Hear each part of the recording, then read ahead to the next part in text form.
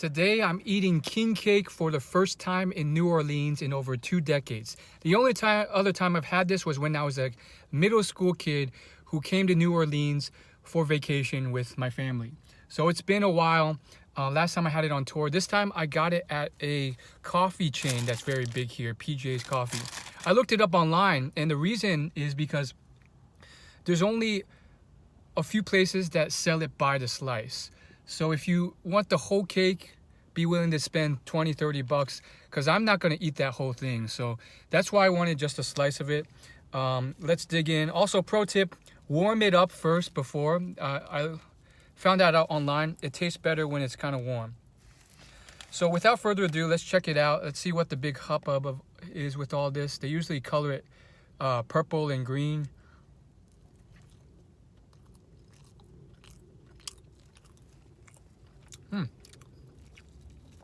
The bread is very soft.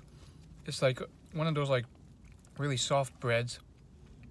The icing on top has this, like it tastes like icing, just general icing, but it has this slight aftertaste that is kind of sharp and different.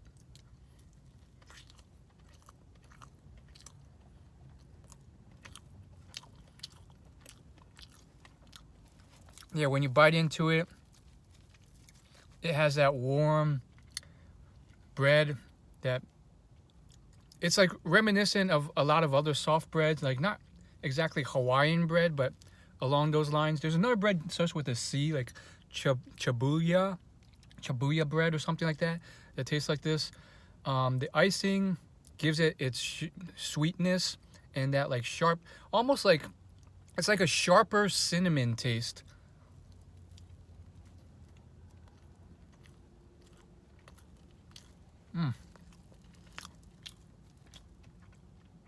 Pretty solid. I think this is nice to have every once in a blue moon, maybe once a quarter, once a year. It'd also be fun to like play the game where everyone takes a slice and then there's like a baby in one of the slices. Not an actual baby, but like a plastic figurine. And that's a big tradition here in New Orleans. So that would be fun. I think I did play that when we went on the tour as a kid. But other than that, I think it's definitely good. I wouldn't have this every day or even every month or maybe like once every few years. But it's really solid. I like it. Of the people I know in New Orleans, I think this is really big. Like their houses are like packed with like sometimes multiple full sheet king cakes by the end of Mardi Gras, which is, by the way, about 2 weeks away from filming of this video.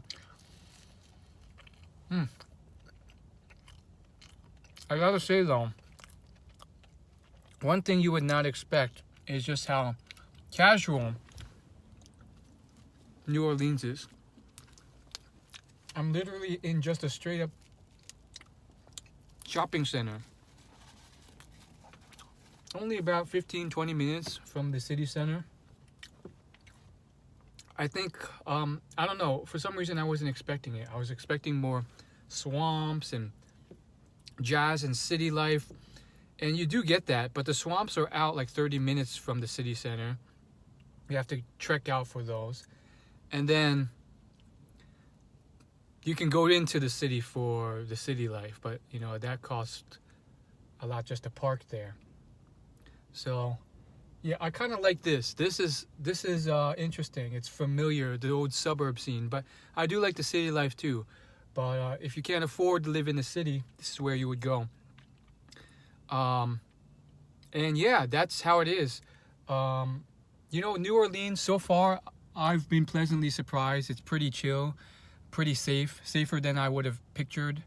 I guess I pictured like dark alleys and cities, you know, with like alligators behind in the alley or something. I'm just kidding, but yeah, much safer than I assumed. I mean, at least so far. I mean, we even got a CVS in the distance over there. And yeah, just, you know, taking it day by day here. I know people who live here, or at least I've worked with them before. And I hear the hurricane season can get rough. Like it will literally like blow away the roof of some buildings. So I think that's the only biggest thing about whether or not I would be able to live here. But I think I could. If I had to live here, I think I would be able to. I mean, it's pretty ordinary, you know, it's just a general suburb area with its, you know, New Orleans flair to it. Now, would I enjoy living here or would I get bored? That's up to chance. But luckily, I don't have to choose. So stay tuned for my next travel adventure.